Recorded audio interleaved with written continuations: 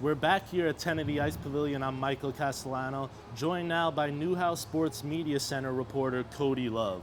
Well, it took the Orange 31 tries, but they finally got on the winning end with a victory tonight against the Mercyhurst Lakers by a score of 4-1.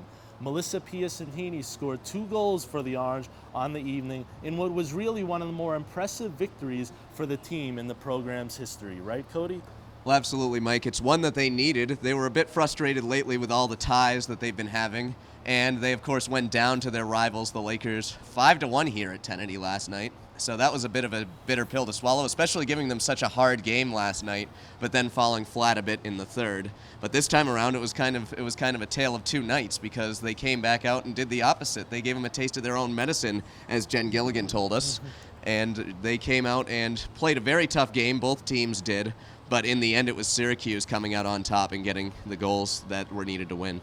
And Cody, it was really an entertaining game for the fans tonight between the Orange and the Lakers, but that first period was quite uneventful, if you would call it that. Jen Gilligan, the goalie for the Orange, blocked 16 shots in that first period, but it really wasn't a forecaster of what the game turned out to be. Well, I'm not sure if I'd call it uneventful, Mike. There were sure there were no goals, but there were a couple power plays opportunities. Syracuse had a power play opportunity themselves they weren't able to come up with.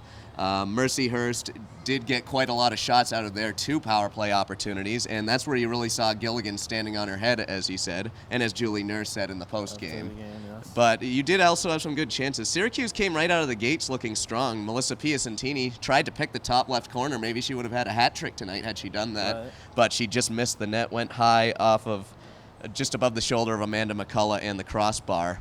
But then Mercyhurst kind of took over at the end of the period with those power plays, and they had a pretty distinct shot advantage and face-off advantage at the end of the first, but it was still 0-0. And you talked about the Lakers taking over there at the end of the first period. They got on the board first in the second period off a goal by Jennifer McCaskill, but the Orange rebounded quickly by a score off the goal by Nicole Reynaud. And just talk about that second period when the game really started to heat up for both sides. Well, you did see an increase in the physicality in that period. Mercyhurst is a physical team, but Syracuse seemed to be more of a speed team, a smaller team, trying to get a bit more skill. But you do see them match it when these teams come in. Penn State was pretty physical last week, and now you see Mercyhurst coming in, and Syracuse is ready to match that intensity.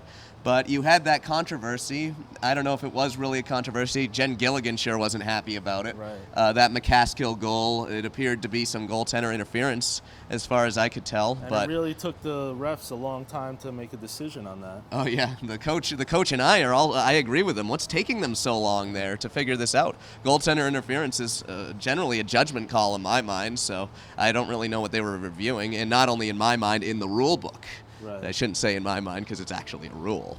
So you saw that happen, and they did confirm the goal, so I guess it wasn't too much of a controversy. But you saw the Syracuse bench. They didn't get too dejected. They didn't get too upset, and they went right back out and they played hard, and then it was paid off in that play that was kind of a broken play, but you had the puck loose up in the point, and Nicole Reynaud came in off the blue line and came out in front, fired a slap shot, and it went right by McCullough into the goal to give the tie game to Syracuse at the end of the period. That third period was where things really started to heat up for both sides, for the Orange and both for the Lakers. About halfway through, Melissa Piacentini scored her first of 2 goals on the evening that gave the Orange a 2-1 lead, a lead that they would never relinquish, Cody. Yes, the third period is where the Orange started to take over this game. They played a little bit better, and they took it over for a little while. About midway through, as you said, there was that Piacentini goal. Syracuse got a power play opportunity. They had some scoring opportunities before that, but this power play was their golden chance. And you had Piacentini out in front of the net. She took a nice little backhand that slipped through the 5-hole of McCullough, and that gave them the lead. Then I kind of got the feeling of that you ever seen the movie Miracle when Yes.